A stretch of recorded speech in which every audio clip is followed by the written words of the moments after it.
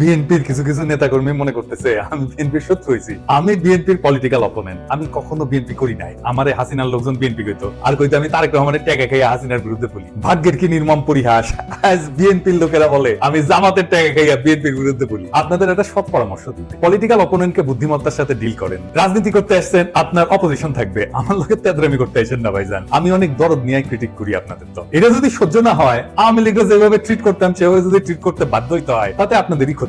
আপনাদের যে ফাজলামি দেখি তাতে আমার কোনো সেরা যাবে না, আপনার বাচ্চারা ক্ষমতাও না। যাই হোক, অনেকে বলে বিএনপির পিছে কেন লাগিছি, উত্তরটা আগে বলছি, আর একটু খুলে বলি। এটা রাজনৈতিক, দার্শনিক, ভূ রাজনৈতিক বিষয় আছে এটার সাথে। আসেন না এটা আমরা খুঁজে দিই, কয়টা প্রশ্ন করি, দেখি এই প্রশ্নগুলো আপনাদের মনে আসছে কিনা কখনো। বাংলাদেশে মুজিবকে কেন স্বৈরশাসক হয়ে উঠতে হয়েছে? অত্যন্ত জনপ্রিয় নেতা ছিল কিন্তু মুজিব, তারপরেও স্বৈরশাসক হয়ে উঠতে হয়েছিল কেন? জিয়াকে কেন মরতে হইল? সামরিক ব্যাকগ্রাউন্ড থেকে আসার পরেও কেন জিয়াকে স্বৈরশাসক হইতে হয় নাই? কেন জিয়াকে মাইরা ক্ষমতায় এরশাদকে বসাইতে হয়েছিল? কেন এরশাদকে স্বৈরশাসক হইতে হয়েছে? কেন হাসিনাকে ফ্যাসিবাদ কায়েম করতে হয়? এই প্রশ্নগুলো পরিষ্কার উত্তর না পেলে আপনি কখনোই বুঝবেন না বাংলাদেশের সামনে বিপদগুলো কি কি। আপনি বুঝবেন না বিএনপি যায় না হোক আর না যায় না হোক দেশকে কোন গাড্ডায় নিয়ে যাইতেছে, এবং কেন বিএনপির বিরোধিতা করাটা আপনার জন্য ফরজে কিফায়া। এইটা পরিষ্কার ভাবে বোঝার জন্য আপনাদের বাংলাদেশ নিয়ে ইন্ডিয়ার কুরকুরানিটা কেন সেটা বুঝতে হবে। তা না হলে রাজনীতির কোন হিসাব আপনি মিলাইতে পারবেন, আর বারবার আপনি এইরকম স্বৈর শাসন আর ফ্যাসিবাদের কবলে পড়বেন। আপনি যদি ভারতকে প্রশ্ন করেন আজকের দিনে তার সবচেয়ে ঝুঁকিপূর্ণ সীমান্ত কোনটা, কে তার সবচেয়ে কৌশলগত ভাবে গুরুত্বপূর্ণ প্রতিবেশী? পাকিস্তান কিন্তু না, উত্তরটা হইল বাংলাদেশ। বাংলাদেশ কেন ভারতের একটা জীবন্ত দুশ্চিন্তা, সেটা বুঝতে হলে আপনাকে দুইটা জিনিস একসাথে দেখতে হবে। প্রথমত, ভারতের কাছে বাংলাদেশের সবচেয়ে বড় সমস্যা হলো তার ধর্ম, ডেমোক্রেসি। বাংলাদেশ মুসলমান সংখ্যাগরিষ্ঠ দেশ, এটা তো জানা কথা, কিন্তু আশ্চর্যের ব্যাপার হইলো ভারতের পূর্বাঞ্চল একসময় মুসলিম মেজরিটি ছিল। আসাম থেকে শুরু করে নাগাল্যান্ড পর্যন্ত পুরানো ক্যাবিনেট মিশন প্ল্যানে পূর্ব ভারত বরাবর মুসলিম সংখ্যাগরিষ্ঠ অঞ্চল হিসেবে বিবেচিত হয়েছে। ক্যাবিনেট মিশন প্ল্যান কি? আসেন এটা একটু খুঁজে দেখি। ক্যাবিনেট মিশন প্ল্যান হচ্ছে 1946 সালে ব্রিটিশ সরকার প্রস্তাবিত একটা সাংবিধানিক পরিকল্পনা, যা ভারত উপমহাদেশের রাজনৈতিক ভবিষ্যৎ নির্ধারণের জন্য গৃহীত। এই পরিকল্পনার মূল উদ্দেশ্য ছিল ভারতকে একটা ফেডারেল কাঠামোর অধীনে ঐক্যবদ্ধ রাখা, যেখানে প্রদেশগুলা ধর্মীয় সংখ্যাগরিষ্ঠতার ভিত্তিতে তিনটা গ্রুপে বিভক্ত করা হয়েছিল। গ্রুপে ছিল হিন্দু সংখ্যাগরিষ্ঠ প্রদেশগুলা, যেমন ধরেন মাদ্রাজ, বোম্বে, ইউনাইটেড প্রভিন্স, মানে বর্তমানে যেটা উত্তরপ্রদেশ, বিহার, সেন্ট্রাল প্রভিন্স ইত্যাদি। 2 নম্বর গ্রুপ হচ্ছে মুসলিম সংখ্যাগরিষ্ঠ পশ্চিমাঞ্চলীয় প্রদেশসমূহ, যেটা নিয়ে আসলে পশ্চিম পাকিস্তান হয়েছে, যেমন পাঞ্জাব, চীন, বেলুচিস্তান, উত্তর পশ্চিম সীমান্ত প্রদেশ ইত্যাদি। আর 3 নম্বর গ্রুপ হচ্ছে যেটা বাংলাদেশ হয়েছে আজকে, মুসলিম সংখ্যাগরিষ্ঠ পূর্বাঞ্চলীয় দেশ, যেমন বাংলা, আসাম। আসামের মধ্যে হাতছাড়া হয়ে গেছে। ম্যাপে যে সাদা সাদা অংশগুলো দেখতেছেন না, ওইগুলো বলা হইতো প্রিন্সলি স্টেট, মানে রাজা ছিল। এটা দেখায় দেন সেই রাজ্যগুলোতে সবগুলো কিন্তু ইন্ডিয়া পরে খেয়ে ফেলেছে। আজকের দিনেও পশ্চিমবঙ্গের সরকার হিসেবে 27% মুসলমান জনগোষ্ঠী, আসামে সেটা 34%-এরও বেশি। বিজেপির রাজনীতিতে যে এনআরসি দেখেন না, তারপরে সিএ দেখেন, এগুলো মূলত বাংলাদেশের মুসলিমদের নিয়ে। মুখে বলা হয় পাকিস্তানি বা আফগানদের কথা, কিন্তু ভিতরে ভিতরে ভয়টা হইলো বাংলাদেশের 17 কোটি মুসলমানদের কয়েক শতাংশ যদি চলাচল শুরু করে বর্ডার ক্রস করে, তাহলে গোটা অঞ্চলটার ডেমোগ্রাফি বদলায় যাবে। এই ভয় থেকে সিএ এনআরসি আসামে শুরু হয়, পরে ছড়ায় পরে গোটা ভারতে। সে মনে করে বাংলাদেশের মুসলমানরা ভারতে ঢুকে এই অঞ্চলগুলোকে যদি মুসলমান প্রধান বানায় ফেলে, তাহলে তো সেই রাজ্যগুলোকে রাখতে পারবে না তারা। এই ডট থেকে ভারত কি করে, সে 4000 কিলোমিটার এক কাঁটাতারের বেড়া বানায়। এটা পৃথিবীর সবচেয়ে দীর্ঘ সীমান্ত বেষ্টনী, এবং এইটার এসে দুনিয়ার সবচেয়ে সহিংস বর্ডার বানাইছে। প্রত্যেক মাসে 2-3 জন বাংলাদেশি নিহত হয়। ভারতীয়রা গরু খায় না, বাংলাদেশিরা গরু ভালোবাসে। এই গরু বাণিজ্যেই ঝরে প্রাণ। ঘটনা হচ্ছে এই গুলিতে ইন্ডিয়ার কোন নাগরিক আজ পর্যন্ত সীমান্তে মারা যায়। ভারতের অধিকার আছে বেড়া দেওয়া, ওর মুরগি উই লেজে কাটুক, কিন্তু আমরা বলার কে? রাষ্ট্র চাইলে সীমান্ত বন্ধ রাখতে পারে। কিন্তু বাস্তবতা হলো বাংলাদেশিরা তো ভারতে যাইতে চায় না, যাইতে চায় মধ্যপ্রাচ্যে,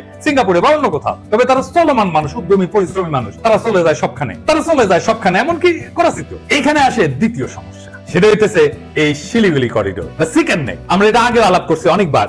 আসেন আরেকবার একটু আলাপ করে দিই। ভারতের 7 সিস্টার্স মানে নর্থ ইস্ট বাংলাদেশের ওই পাশে অবস্থিত, আর এই অঞ্চলের সাথে বাকি ভারতের যোগাযোগ হয় মাত্র 15 কিলোমিটার প্রশস্ত শিলিগুড়ি করিডোর, যেটাকে চিকেন নেক বলা হয়। চারপাশে চীন, ভুটান আর নেপাল। এই করিডোর যদি কেউ একদিন কেটে দেয়, তাইলে উত্তর পূর্ব ভারত বিচ্ছিন্ন হয়ে যাবে, ভয়টা এখানে। আর তার উপরে নর্থ ইস্ট নিজেই একটা বিশাল সমস্যা। ত্রিপুরা, মিজোরাম, নাগাল্যান্ড সবখানে গোষ্ঠীগত সংঘাত, ধর্মীয় ভিন্নতা, ভাষা সংস্কৃতির বৈপরীত্য। অনেক জায়গায় বিদ্রোহ হইতেছে, আবার অনেক জায়গায় বিদ্রোহীরা মায়ানমারের বিদ্রোহী গোষ্ঠীর সাথে যুক্ত।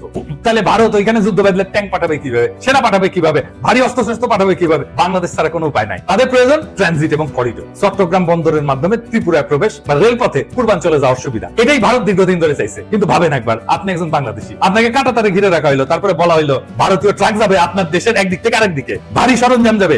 তিতাস নদীতে মাটি ফেলাম, নদীতে বাদ দিয়া রাস্তা বানায়, ভারী সামরিক সরঞ্জাম পাঠাইছিল একবার, মনে আছে না? দেখেছেন কেমনে মাটি ফেলায় তিতাস মেরে ফেলাইছিল? এই রাস্তা বানানোই হয়েছিল ইন্ডিয়ার পণ্যবাহী ভারী ট্রাক নেওয়া। তো এই যে যে সিস্টেম, এটাকে রাজনৈতিক ভাবে বিক্রি করা অসম্ভব, মানে বাংলাদেশের মানুষ মানবে না। তাই দরকার একটা গণবিরোধী ভারত বান্ধব সরকার, যারা এই চুক্তিগুলো চুপচাপ করে ফেলবে এবং জনগণ কিছু জানাবেন। এই হইলে পুরা কাহিনী। ভারত কেন বারবার বলে বাংলাদেশ আমাদের সবচেয়ে গুরুত্বপূর্ণ মিত্র, কারণ কৌশলগত দিক দিয়া বাংলাদেশ ছাড়া ভারতের নর্থ ইস্ট পছন্দ, কিন্তু ধর্মীয় দৃষ্টিভঙ্গিতে ভারত মুসলমান পছন্দ করে না, তাই কাঁটাতারে বেড়া দিছে। আবার কাঁটাতার দিয়ে ঘিরে দিলে তার সেভেন সিস্টার্স অরক্ষিত হয়ে পড়ে। এক শাখের করা যাইতেও কাটে, আসতেও কাটে। তাই বাংলাদেশে ভারতের সবসময় এমন শাসক দরকার যে ভারতের অনুগত হবে এবং তাদের মতে বন্ধু ভাবাপন্ন। ভারতের প্রতি বন্ধু ভাবাপন্ন হইলে বাংলাদেশের জনগণ হয়ে আসবে সরকার বিরোধী, তাই তাকে হইতে হবে স্বৈরাচার। বাংলাদেশের তিনটা ভারত বান্ধব সরকার, মুজিব, এরশাদ আর হাসিনা, তিনটাই স্বৈর শাসক। জিয়া আর খালেদা জিয়া এই দুইজন প্রবল ভারত বিরোধী ছিল জন্য তাদের স্বৈর শাসক হইতে হয় না। একজনকে মরতে হয়েছে, আর একজনকে বিষ প্রয়োগে হত্যার চেষ্টা করা হয়েছে। তাইলে এই যে মির্জা ফখরুল পরে ভারত বন্ধু দেশ, আর এই যে আমরা যে অভিযোগ করি যে বিএনপির সাথে ইন্ডিয়া সিস্টেম করেছে, এই সিস্টেম যদি করে থাকে তাইলে তো বিএনপি স্বৈরাচার হয়ে উঠবে।